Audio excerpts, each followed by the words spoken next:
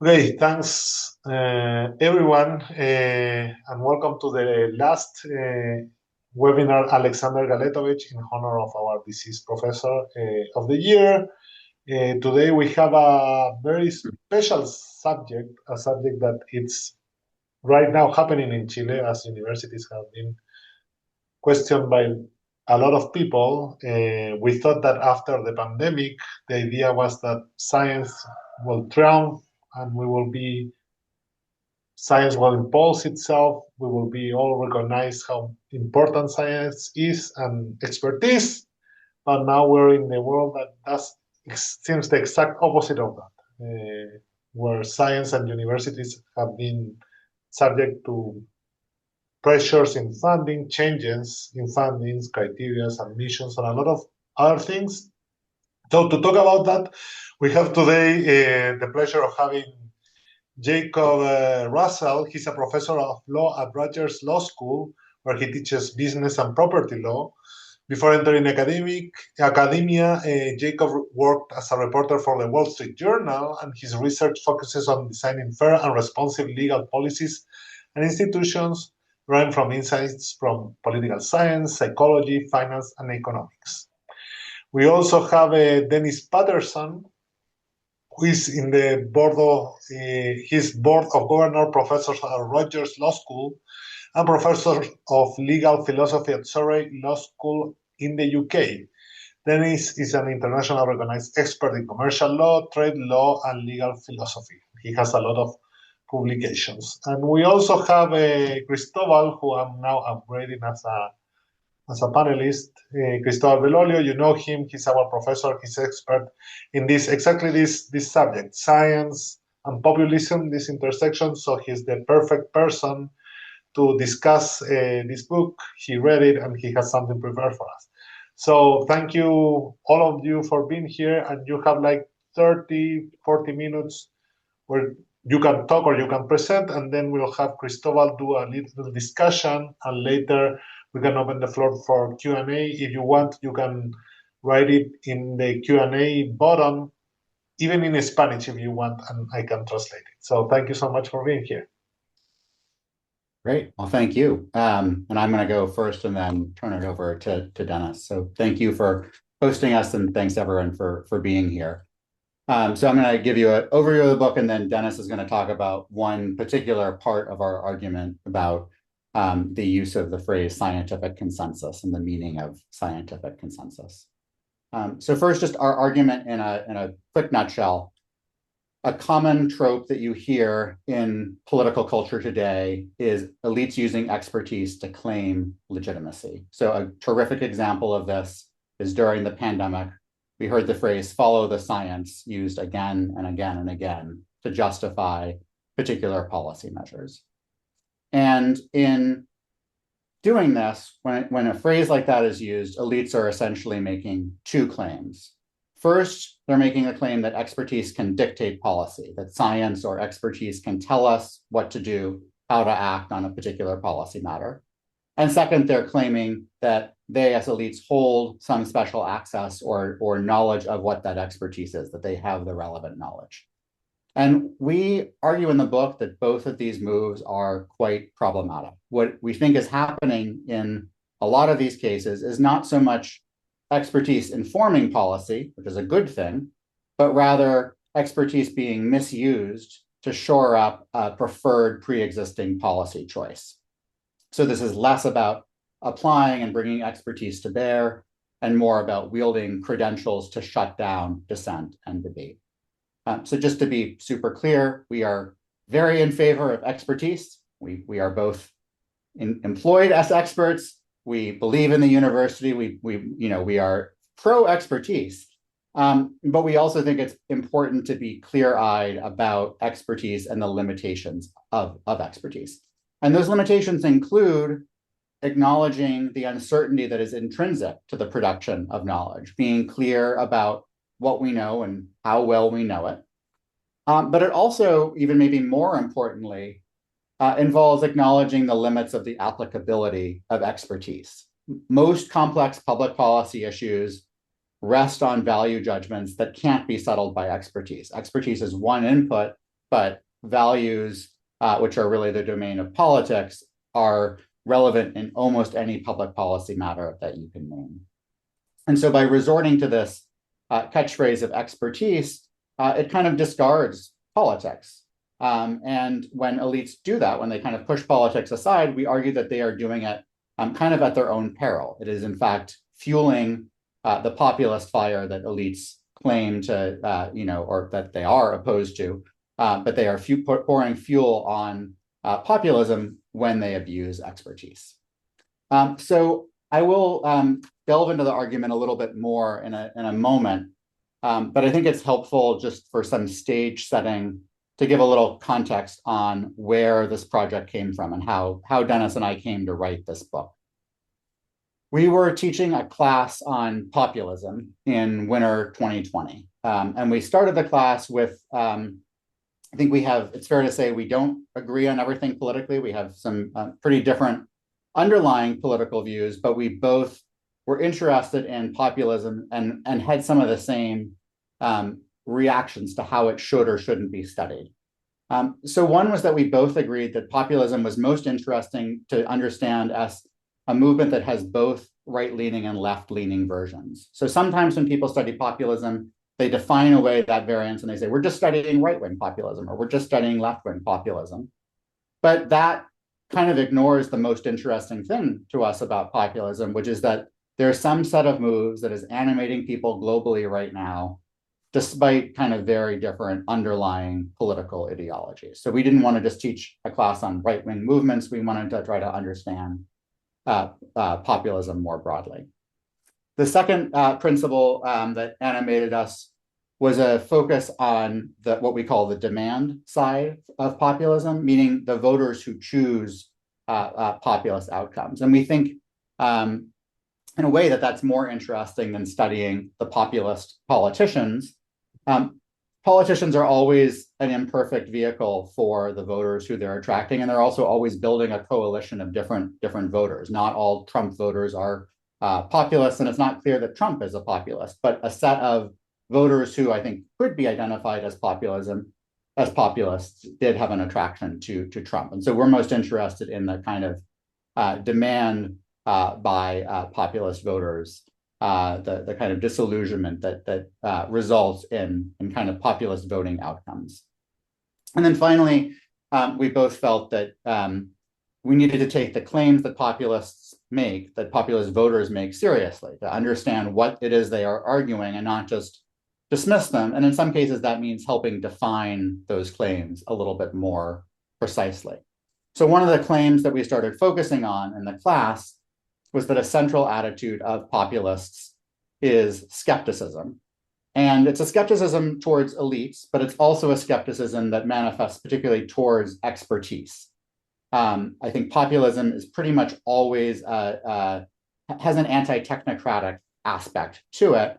And you hear on both the left and the right, the denigration of, we've had enough of experts, or let's stop listening to the so-called experts. That's a move made kind of across the political spectrum. So some kind of skepticism towards expertise is endemic in populism. So that becomes one of our focuses in this class we're teaching in 2020. And then 2 months into the semester, the pandemic hits, and we all remember the shutdowns and lockdowns and everything that kind of began pretty quickly. And it was apparent to us that this was going to be a case study of expertise. It was going to be a way to watch how expertise is formed and how it's deployed and how people react to it. And pretty quickly, the phrase "follow the science" kind of became an elite rallying cry and kind of showed that our predictions were right.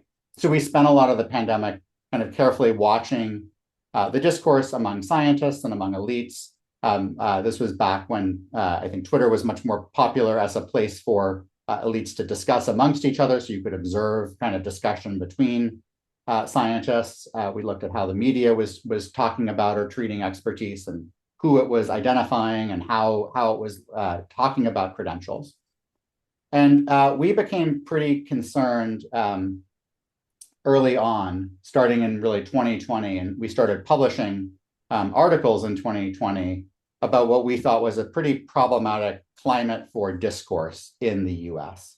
It seemed clear to us that dissent about what to do in response to the pandemic was being stifled, and people were very quick to label everything as misinformation or denialism. Certainly, there was misinformation out there, but it became a weaponized charge to kind of avoid discussions about alternative policy approaches, and any ability to have a nuanced conversation was very, very quickly lost.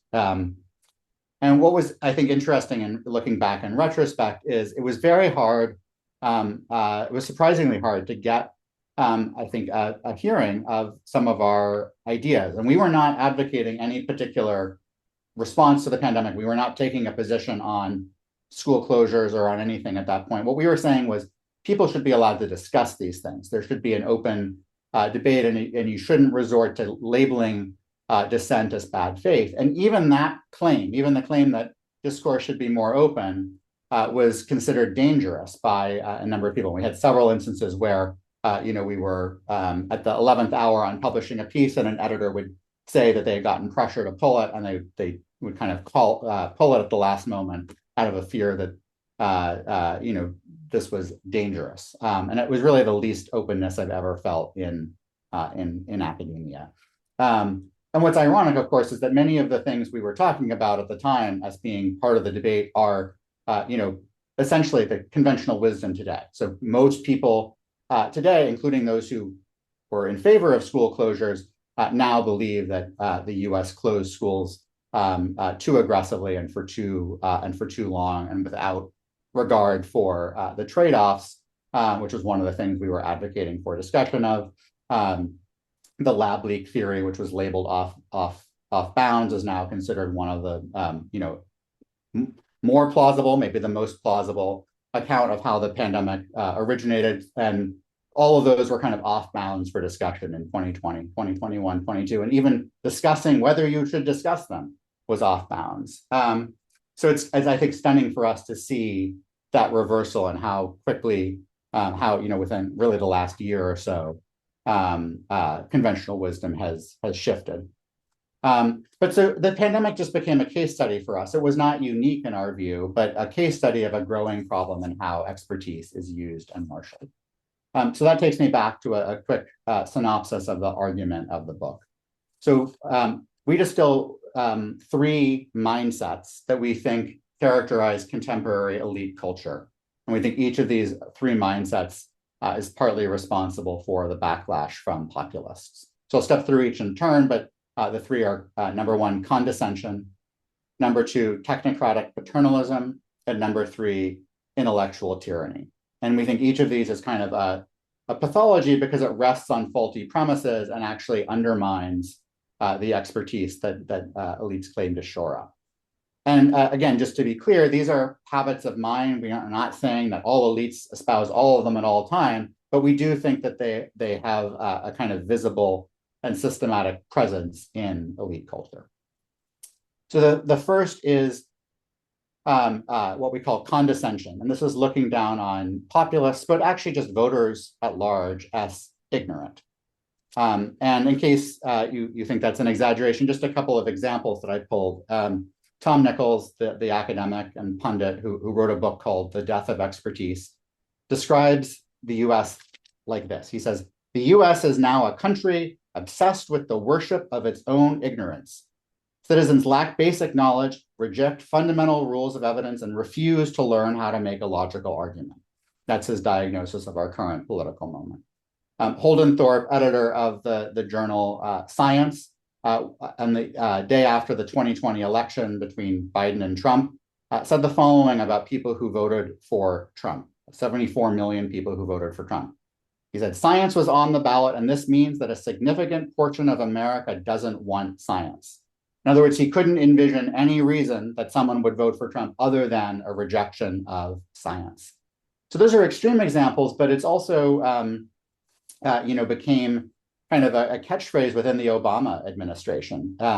It's been documented by Michael Sandel that Obama used the word smart in describing policy more than any previous president. That's like his preferred description of policy that was good was that it was smart. And he complained about how dismissal of actual experts happened because of anti-intellectualism. So the mistake here is that dismissing the concerns of voters this way is profoundly anti-democratic, right? It does not take voters seriously. It does not seek to understand them. It over-ascribes a role to misinformation and understates the degree to which anger from voters might actually be real or rational and have to do with a broader range of issues. One of the things that becomes kind of curious when you look at some of the rhetoric by people like Nichols and others is we think it's not clear what it would even mean as a factual matter to say that someone is wrong when they feel like the economy is not working for them. To us, that feels like a question that is eliciting an emotional and evaluative judgment. It is not something that can be responded to with a fact because it's asking about someone's perception. And so ignoring that perception seems inherently anti-democratic. Facts also are inherently value-laden, right? A fact can't just be interpreted neutrally. A fact arises in a broader context. And if people are voting out of protest, that's not inherently irrational, right? Expressive voting in order to express anger is, we think, a viable move within a democracy. And we talk a little bit about Hirschman's idea of exit, voice, and loyalty, and that protest votes are a way of expressing voice when other avenues for voice and exit have been closed down by globalization. We also spent a fair amount of time talking about misinformation, which is a favorite explanation of political dissent, but we think most of the social science on misinformation suggests misinformation has less effect than is generally believed and does not explain most voting behavior. The second pathology we talk about is technocratic paternalism. You might also call this solutionism. It's the view essentially that facts and expertise can settle politics, that we can kind of move beyond the mess of politics by just agreeing on the facts.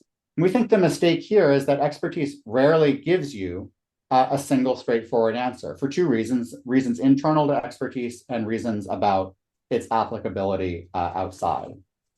So we spend some amount of time talking about systematic problems within expertise. So at the extreme end, there's cases of outright fraud, but there's also a rise in rates of retraction. There's the replication crisis.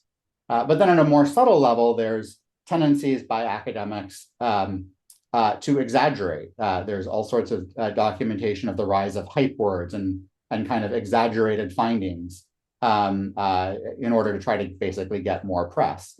And that's not a fraud issue. That's kind of an incentive structure issue of what universities are looking for. And then finally, there's just the simple difficulty of doing high quality research, which is in no way an indictment of expertise, right? It's why expertise exists, but is, I think, a reality within the production of scientific and other knowledge. There's also some serious issues that we think get ignored that we talk about how you bring expertise to bear on value-laden issues. And we think almost every issue is actually value-laden, and it would be more helpful to fight publicly about the values rather than about gatekeeping about the science. The final pathology is what we call intellectual tyranny. This is the attempt to narrow the realm of acceptable discourse, to mark off dissent and disagreement as being a bad faith act, and it chills open discussion. So here we talk about this kind of lexicon that's arisen, words like misinformation, denialism, whataboutism, both sidesism, and these are convenient labels that put particular ideas off limits and kind of mark them off as dangerous. Even the idea of scientific consensus can be and has been weaponized, as Dennis will talk about in a moment.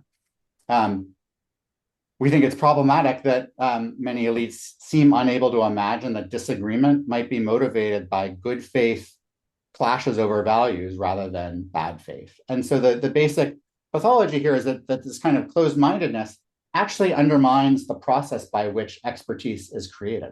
Expertise requires, and this is sort of the constitutive feature of a university, a structure that allows openness and debate and skepticism. Those are features of knowledge creation, not things that are opposed to knowledge. Those are how knowledge comes into being. So the more ideas are marked off, the less we are able to actually produce knowledge. So I'll stop there. I think that was about 15 minutes, and I'll turn it over to Dennis on the topic of scientific consensus. Okay. Can you see the slides? Yep. You can. Okay, good. Great. So as Jacob mentioned, I'm going to talk about a very specific part of the argument in our book, and that concerns the work of Naomi Oreskes. And the focus, the topic, what interests us and what interests her is the way in which consensus among experts is generated and the normative role that that consensus plays in the justification of expert claims. Opposed to experts are the folks that she identifies as the merchants of doubt. And she does this in this important book, Why Trust Science? And what my remarks will come down to is this. Essentially, she argues that expertise is deployed in the scientific community to generate truth claims, and that these truth claims are the product of consensus. And what I'm going to argue is that when you look at the arguments that she makes, the people that she excludes have the very same credentials, expertise credentials, as the people that she includes as the experts who generate the consensus that show the truth of the claims that she's making. So there's no real way to exclude them on her own terms. And the second point that I'm going to make is that her arguments against the people that she wants to label merchants of doubt in the context of COVID-19, the arguments are all ad hominem. So she accuses the merchants of doubt as the folks who try to undermine scientific consensus. She relies on her previous work, which I would regard as both important and persuasive in the context of the examination of the misuse of expertise to sustain claims that global warming is not a real thing and that tobacco, in fact, doesn't have all the harmful effects that everybody now recognizes. But the question, and now this is a little bit philosophy of science wonky. I take the credit and the blame for writing these parts of the book. But I thought it was important because I think sophisticated arguments about the philosophy of science are being deployed by both populists and anti-populists, and I think they're important for understanding how science actually works because there's a lot of naivete about that on both sides. So the question is, how does consensus get generated in a scientific community? And what, if anything, does that tell us about the practice of science? So there's a lot of naive realism going on. You read Holden Thorpe. I mean, he sounds like some kind of a positivist who thinks that the truth of many scientific propositions is simply self-evident and you're a moron to criticize them. I mean, his philosophy of science is just, well, there are truths that are just independent of what anybody thinks. And if you don't grasp them, well, you're just an idiot. Okay. That's not the model that most people have about science today. Science is a matter of community consensus. And importantly, as you'll see, that's Oreskes' view of science. So here's a nice padded history of the philosophy of science. It's basically a movement away from empiricism, starting with Comte, the sociologist, Popper, as you know, the logic of scientific discovery, and culminating in Kuhn, structure of scientific revolution. You could also add Quine into this, right? But here is Oreskes herself on science and the nature of expertise. We trust experts because they're trained. right? And that without this trust in experts, society would come to a standstill. So we trust experts because they have credentials. Credentials are a proxy for expertise, and so you don't trust anybody that doesn't have the credentials. And of course, that seems perfectly obvious. Okay, but how are scientific claims validated? How do we separate correct from incorrect assertions about what is the case in the world? And for rescues, we have to trust scientists. And of course, there's nothing wrong prima facie with that, right? But when you dig into her view of how scientific consensus is produced through credentialed experts, right, things start to get a little bit problematic. So here, the crucial element of these practices is their social and intellectual character, right? So this is beginning to sound a lot like Kuhn, and the sociologists of science, right? The judgments and opinions of no one dominate, and the value preferences and biases of no one are controlling. So truth in science, on her view, is a matter of consensus, and that puts her clearly in the Kuhnian camp. And of course, there's nothing wrong with that because everyone is a Kuhnian today, right? Very few, there's not a lot of argument in. Of course, you can find moral realists, you can find scientific realists, but the general consensus is science is a matter of the production of knowledge by scientific communities. Okay. So now you take all of this and you go back and look at her book on why trust science. We're going to take a look at the paperback version of this came out after COVID was well underway. And she says, rarely does the world offer proof of an academic argument, and even more so in a single word or term. But there it is. COVID-19 shows in the starkest terms what happens when we don't trust science and we defy the advice of experts. Now, this next question is mine. Jacob he's not guilty for this. This is a fact. Every non-pharmacological intervention in the pandemic was useless. The only thing that mattered was getting the vaccine. Everything else was just nonsense. Take a look at COVID's wake. All the details are there. So Cochrane on masks. You all know about the Cochrane report, right? Masks don't work, especially cloth masks and whatever else people concocted. But as a general proposition, society-wide masking did not work for a variety of reasons. Mainly, people didn't use the right mask and they didn't use it properly. I think it's fair to say, I consider it a fact, that if you wear an N95 properly, you could be in a room full of people with COVID and you wouldn't get it. So anyway, so what about these denying scientists, these deniers of consensus, these merchants of doubt? Who are they, right? Well, it turns out that the people who wrote the Great Barrington Declaration, right, these people, they're all as credentialed as the people that she wants to say produce scientific truth. So the question I'd always want to ask her is, well, how do you draw the line? Why is it that Bhattacharya, Kulldorff, and Gupta are out, but everybody that you like is in, Fauci and whoever else you want to put in there. How do you draw that line? Again, it's all about consensus. Consensus is produced by experts. Experts are a matter of credentials. These people have all the credentials that your people have. So how do you keep them out? She has no answer for that. So if you're not in the club, you're an anti-expert. You muddy the intellectual waters around COVID.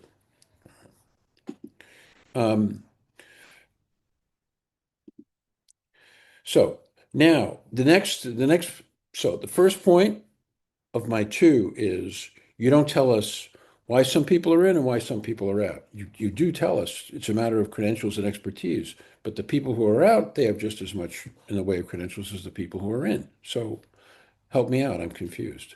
Second, the hermeneutics of suspicion, right? This is all about, this is the ad hominem stuff. It's not what you say, it's who says it. So who is it that said it, right? Who said it was the authors who had associated themselves with this economic institute in New Hampshire, right? They received backing and they put this declaration together, got hundreds of scientists to sign it, but we should ignore it because the people that they associated themselves with are economists who have no expertise, and so we shouldn't trust anything they say, right? So the question that you want to ask in the context of the actual practice of science, how it relates to expertise and how that connects up with credentials and how it relates to the wider debate about populism and elites is who gets to be a member of the scientific community? What are the criteria for deciding who's in and who's out? Is it credentials or is it just point of view?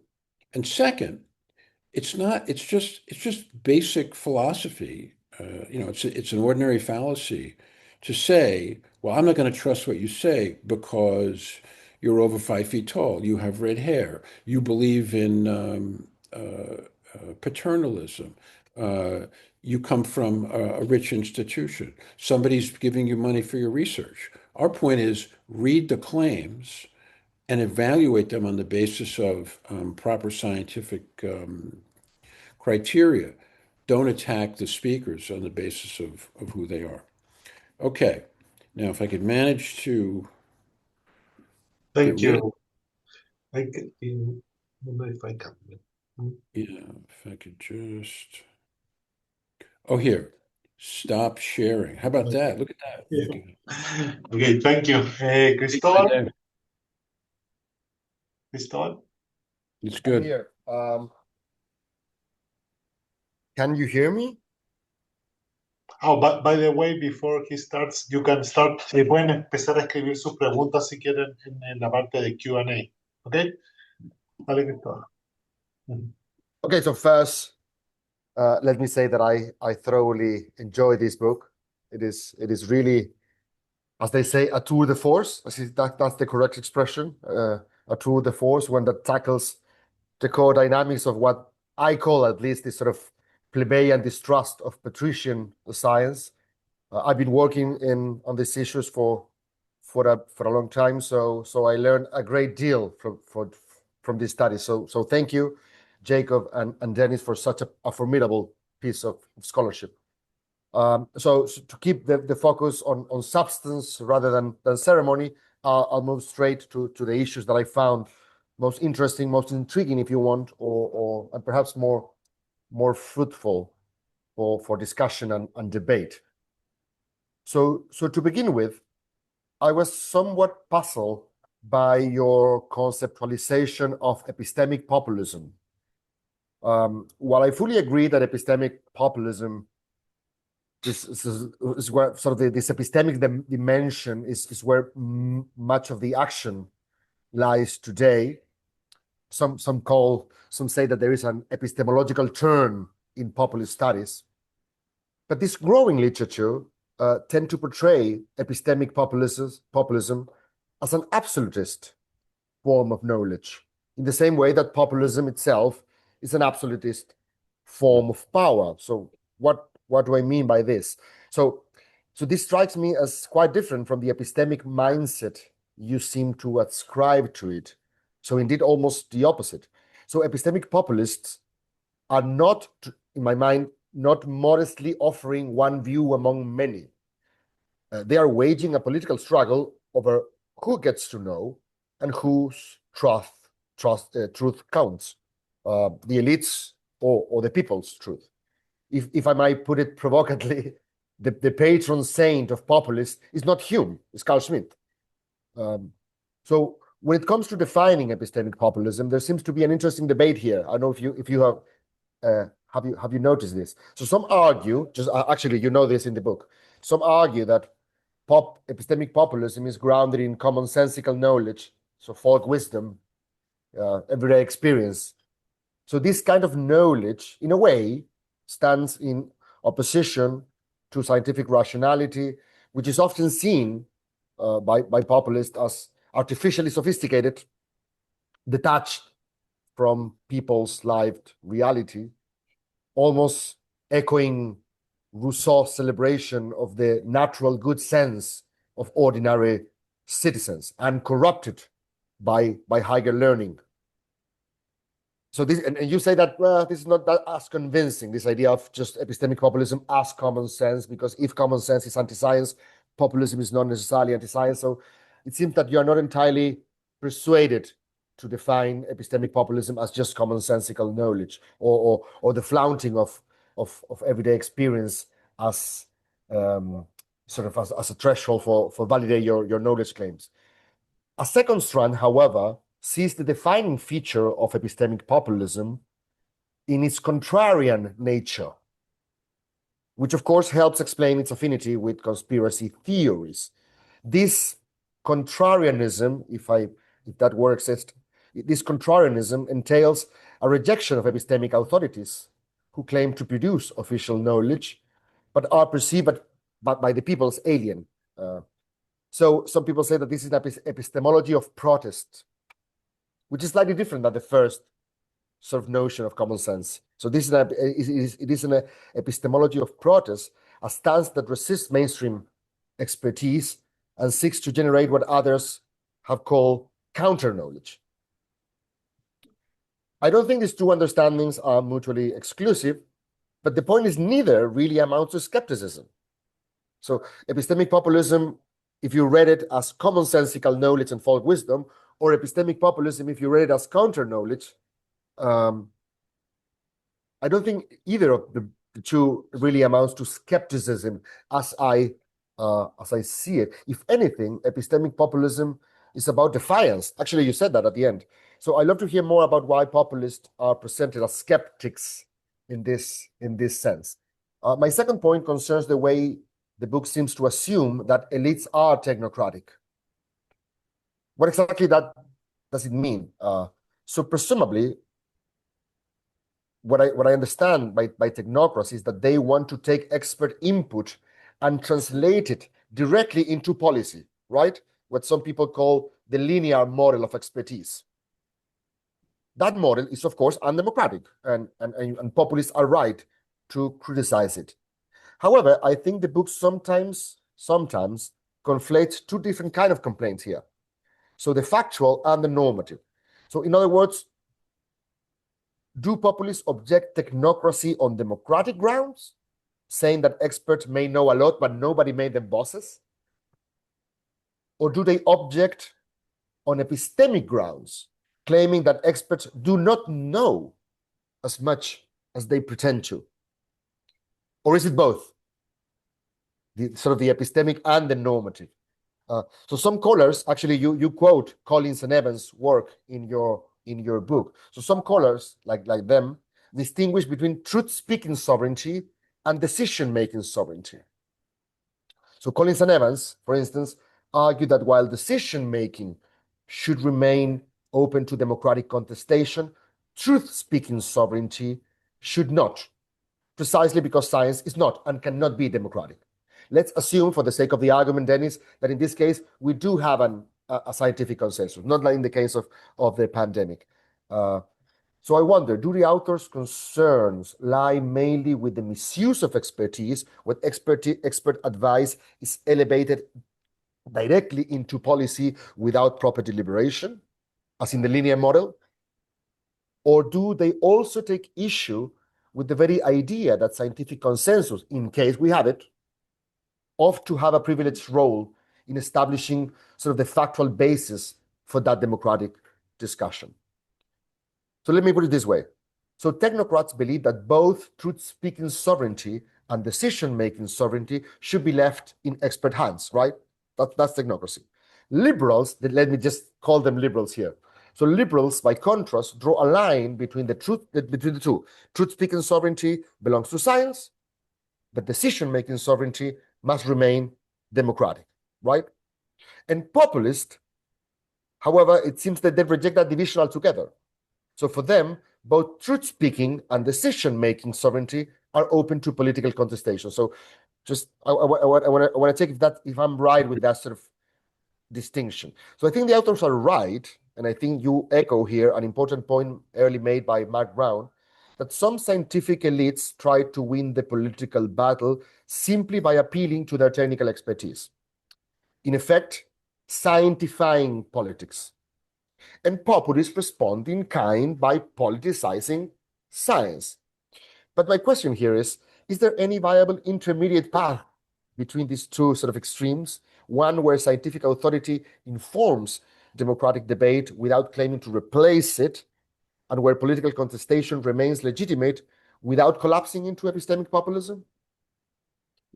And finally, and I'm finishing with this, Bernardo, a word on the COVID-19 pandemic. I think you do a wonderful job showing the many ways in which governments took extremely harsh decisions based on half-baked scientific pronouncements that were nonetheless presented at the time as sort of unassailable truth. But I will say that the blame here lies the blame lies less with the experts than with the politicians who decided to uncritically follow the science. So I agree that scientific bodies and public health experts worldwide implicitly assumed which values were worth pursuing during the pandemic, especially in its early stages. But this not necessarily because of arrogance or just naive neutrality, as you say. Maybe it's just simply the fact that by the nature of their work, they're trained to see the harms caused by the virus more vividly than other kinds of harms, such as economic loss or restrictions on political freedoms. But as it were, in that sense, it's not their fault, it's our fault. So in a well-functioning democracy, science provides the factual inputs, right? And we, the citizens, decide what to do with those facts. I think that you would agree with that. If anything, the failures of the pandemic were political, not epistemic. We were trying to learn about the virus on the march, but most of us endorsed the strictest measures in a kind of, let me put it this way, Kantian sort of frenzy to protect health as an absolute value, disregarding other consequences. And I think Peter Singer was the only brave man that made this point, like in March, saying, you know what, maybe the life of a person of 90 years old to get to 92 is not more important, more valuable than a whole year of a 12-year-old kid outside school. So it seems at the beginning we were all Kantians instead of utilitarians at the beginning of the pandemic. But we did that. We were the Kantians in a way. So for example, in Chile, I think there's a distinction between the US and Chile maybe.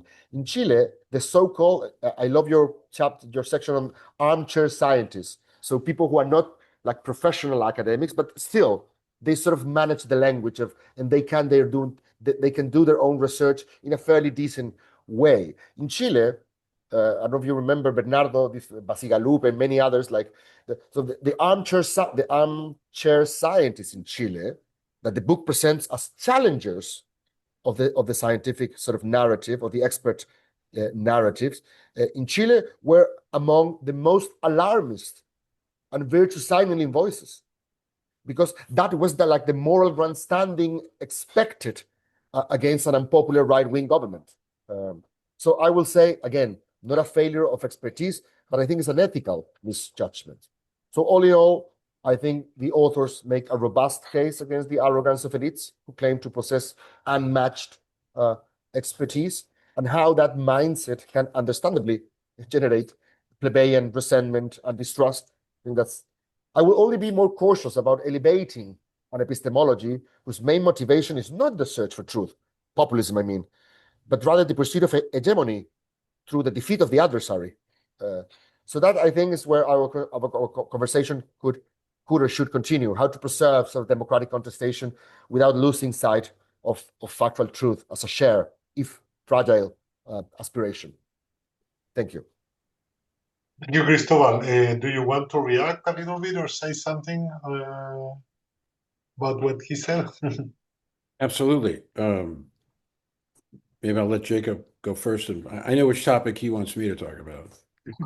Sure. I'll say a couple of things. That was all. I mean, it was all super helpful and interesting, and some nice connections to the literature within political science. So I guess the first question I want to answer, which maybe Dennis will also answer, but are populists making a claim on democratic grounds or epistemic grounds? And I think the answer is both, but I also think part of our argument is that both of those claims are defensible claims. So that even something like common sense isn't just something that informs democratic values, but common sense can actually inform science, right? And that truth, that right, then we have some examples, anecdotal examples of cases where kind of the scientists got it wrong and the common sense got it right, or even the lab, like we have an anecdote about the lab leak where John Stewart was like, well, how obvious, it's the name of the virus is the same as the name of the lab, and people kind of laughed at him, but it actually, whether it's true or not, it at least is now widely seen as a plausible, if not more plausible claim. So I guess I would also say that I think that the line is less clear. I mean, I think some of the authors, who have written about expertise in public policy like to make that line between epistemic and between the line is too neat, and in reality, even facts, which facts matter, how facts should be described, all of those things are contestable and are defined by the way we're talking about values within society. So I'm not actually sure that line even stands up quite as much as authors would want. I guess the other thing I would just two quick things. One is that to me, the point about absolutism. I think we have something where we mention that, and I get it. I get the idea that populists are also often seen as kind of a my way or no way at all. How is that consistent with skepticism? I guess two things. One is that I would say that skepticism to me seems more like the epistemic stand, whereas absolutism might be more like political strategy or a political response. So if claims by elites are framed in such extreme ways that there is absolutely no ability to disagree with it, and that all conversation about it is off limits and the science has spoken, you've got to follow the science, there's really no other way to get yourself back in that debate than framing something in an extreme manner. So I'm not sure I would see absolutism as the epistemic stance, although I certainly think it sometimes comes out in politics. And I guess also maybe some of the tension between what we're saying may have to do with our focus on voters rather than politicians, right? So like when you characterize populism as being in pursuit of total hegemony, I think that characterizes some populist thinkers, some populist politicians. I don't know that it actually characterizes what I think of as most populist voters, in part because many of them are actually the swing voters. They're the ones who one day are voting for Bernie Sanders and the next day are voting for Donald Trump. And it's hard to reconcile that with the idea of wanting a totalizing hegemony, right? That feels more like a skepticism towards what's coming from Washington. Finally, the only other thing I would say is that the point about COVID blame being more on politicians than experts, I wanted that to be the case. I really would like that to be the case. There were so many examples of experts mistreating each other and closing off debate and saying that public health has jurisdiction to talk about how to balance things and has thought about how to balance protests, and responding to other scientific claims, like providing quotes to the media, dismissing an like someone's article, and then it turns out they haven't even read the article. It's just that they know they disagree with the person who wrote it. There are so many examples of that I think it rises to the level of systematic. It doesn't mean that experts weren't doing real work, on all sorts of important levels during the pandemic. I don't mean to suggest that, and among other things, as Dennis points out, the vaccine comes out of expertise. But certainly not all experts were doing it, but a lot of true traditional experts did not do anything resembling either. It's not just staying in their lane, but following basic norms of academic discourse and how you engage with other people. All right, that was longer than I meant, but Dennis, I don't know what you want to say. Well, first, Cristobal, I want to thank you for the comments. They're really great, and I want to talk mainly about the epistemology part, which I think you exaggerate.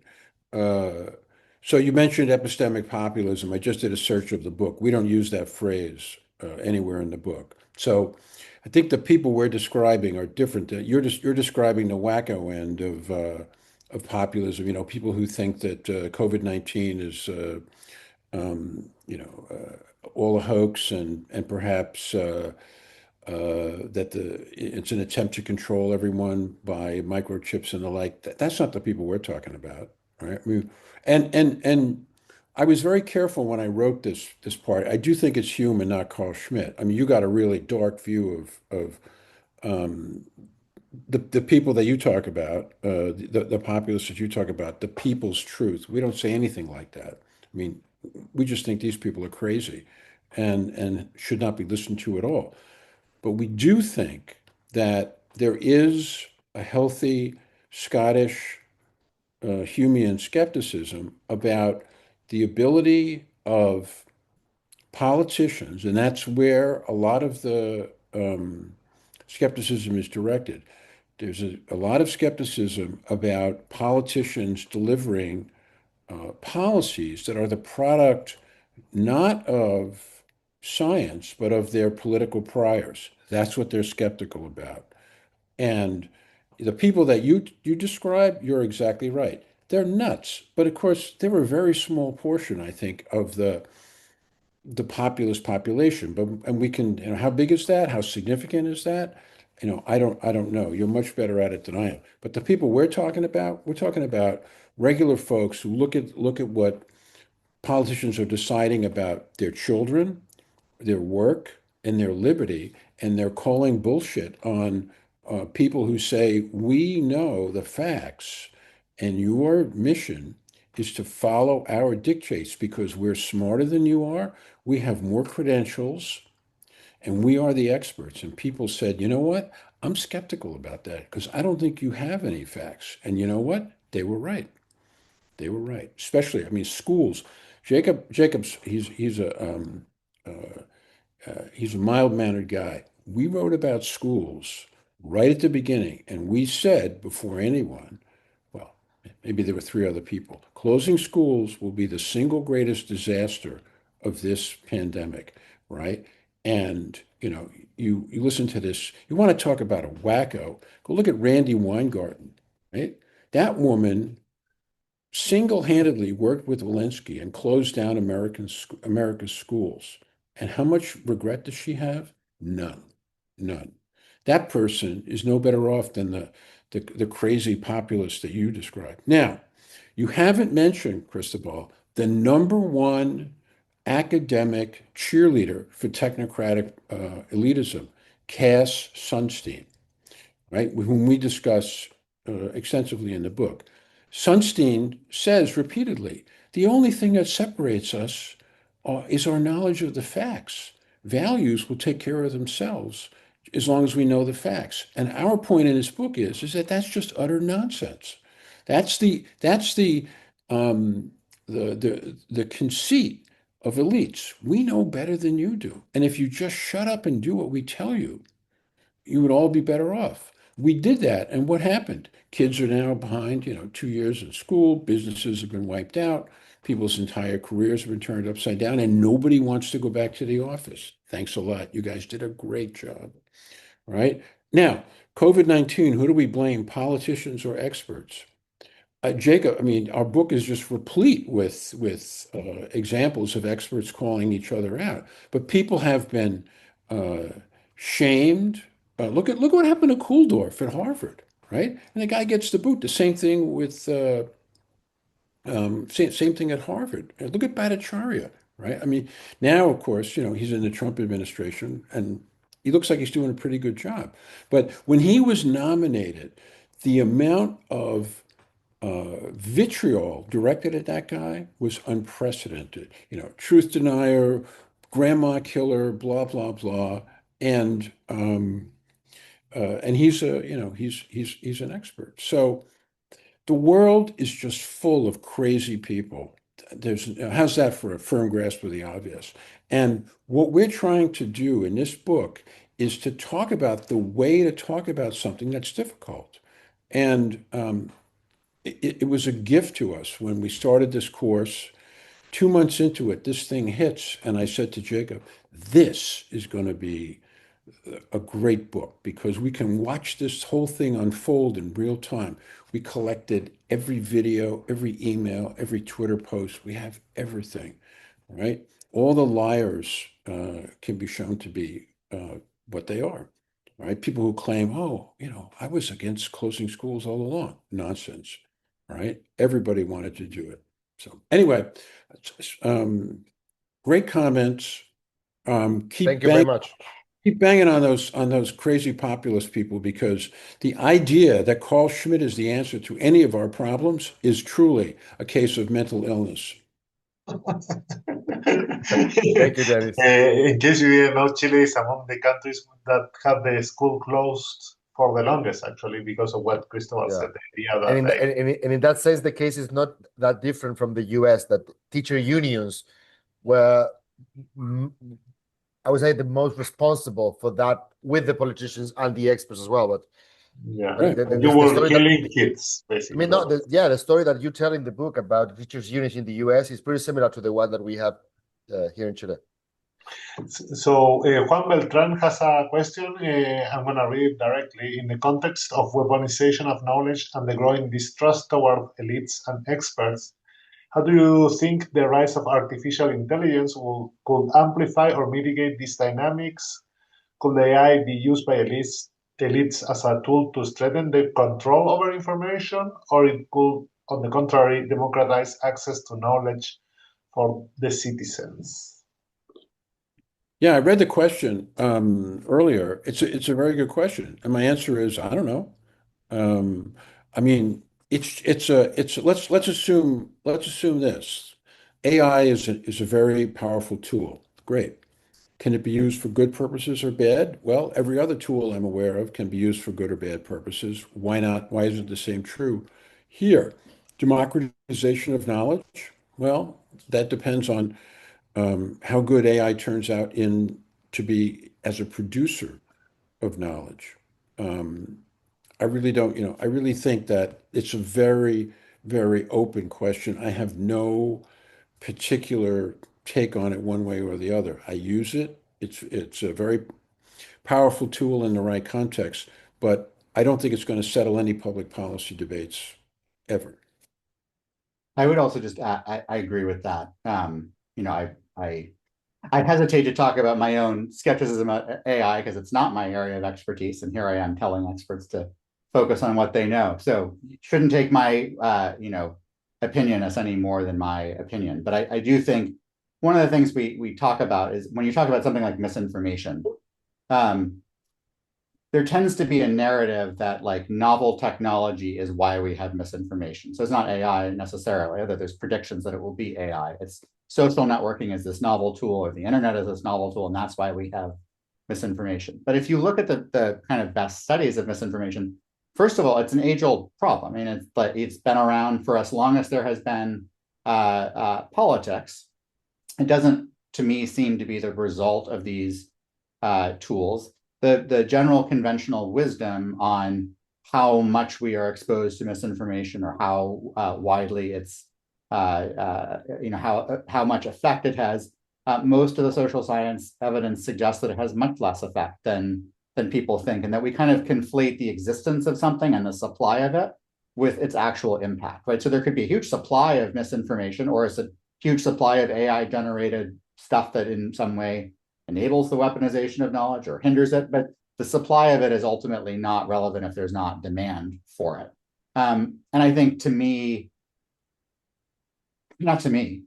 people who have kind of studied political decision making, for what it's worth, facts don't have a huge role in shaping our values. Our values seem to be prior to facts, and then the facts we like often come out of the values that we hold prior to that. And I don't see any way in which like AI wouldn't necessarily, in my view, change that, because that's kind of a structural way in which we form views and knowledge. So that would be some reasons anyway to be somewhat skeptical of it. But like Dennis said, I have no idea. Thank you. For reasons of time, I'm going to do a last question. I'm an economist. So I wonder whether I feel like in the first part of the 20th century, or the first 3 quarters, let's say, a lot of like the improvement to a large amount of people came from science, right? Like the automobile, different things that happened that were driven by science. And I guess that gave a lot of prestige and power to experts. But now I think of what the latest technological improvements, you can say the vaccines, right? But I feel like they're a little more invisible. Like, I mean, like the typical Trump voter that is in a red state, has a very low income. I'm not sure that he sees the benefits of science in a way. And I wonder, do you think that plays a part on this? Like, okay, had a lot of prestige, and all of a sudden these people say, like, okay, well, you do all this research, but for me, I'm living the same life. I don't see any benefits. Why should I trust you? So, do you think there is something about that, or I'm just stretching my econ predisposition, let's say? It's an interesting question, and I mean, a lot has been written on, which is not our topic, because this was not a history-focused project, but a lot obviously has been written on not just scientific, innovations that were life-changing, but also the scientific role, particularly in fighting wars and in helping win wars, right? The role science played in certainly in the United States in World War II, and that gave science a kind of prestige and credibility and elevated its role, and also created institutional structures that brought scientists more into decision making. So your narrative is totally plausible to me. I don't know if it's true, but it's plausible and interesting. I guess the one thing I would say is that, I mean, I think to the extent it's true, I don't know that what you're talking about as science should in any way impact how much role scientists play in decision making, right? So the fact that someone can invent a car can be like celebrated as a terrific scientific accomplishment, but does not mean that person has some ability to settle public policy debates. The ability to invent a vaccine does not mean, like, is a wonderful thing that should be said, but does not mean that the vaccine creator has some, it's a little bit similar to when people are like, so-and-so was good at business and therefore they'd make a great politician, right? It's a different, that is maybe one set of skills, but it is not an immediately translatable set of skills. So I don't know, that's my But I feel like they have some arrogance, right? That's kind of what you're saying, right? Like, I'm a scientist, I have an arrogance because for the first part of the 20th century, I was a very prestigious person, and then I feel like I invade the other subjects and policy-making decision and all that. I mean, that was what was so tragic to me about the Holden Thorpe quote, that to say that 74 million people, that the only thing they could have been thinking about was rejecting his version of science. I mean, it's such a weird, and I don't mean to be ad hominem towards him, but it has such a personal it takes it personally in the way that you're describing. And so that may be true. I certainly wouldn't say that characterizes all of scientists, and I wouldn't want to generalize about, but I think even in our field, as lawyers, right? I mean, it's tempting to want to use you, like, it's nice when the New York Times calls you to ask for a quote, and that's how the kind of slippage begins, where someone says, well, I'll give a quote, I know a little bit about that area of law, and I can read another news article about it, so I'll give a quote on it. And all of that, it's flattering to be asked, but it also, I think, undermines the kind of humility that should be at the core of academic life, that there should be a kind of basic humility at the core of what all of us do as experts, scientists and non-scientist experts alike.